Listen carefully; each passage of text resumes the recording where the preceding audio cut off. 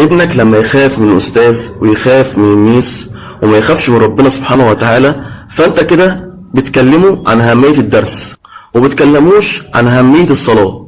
ابنك يعدي من جنب المسجد والأذان أذن وهو سامعه مش بيدخل يصلي، ويقول لك أنا أروح الدرس عشان الميس ما تضربنيش، عشان ميعاد الدرس.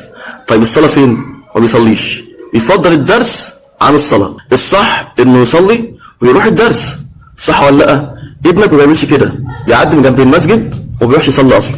إزاي عايزين أولادكم يطلعوا صالحين وأنت ما بتكلموش عن أهمية الصلاة والخوف من ربنا سبحانه وتعالى، ومش بتكلموا عن دينه لأنه يحب دينه ويهتم بصلاته؟ إزاي يطلع صالح وإنسان كويس يعمل لكم أحسن معاملة؟ هتقولوا ما هما الأستاذ والميس بيعملوا الدرس في ميعاد الصلاة. أنت ولي الأمر روح للأستاذ وروح للميس قول لهم ابننا بيصلي، اعملوا الدرس بعد الصلاة.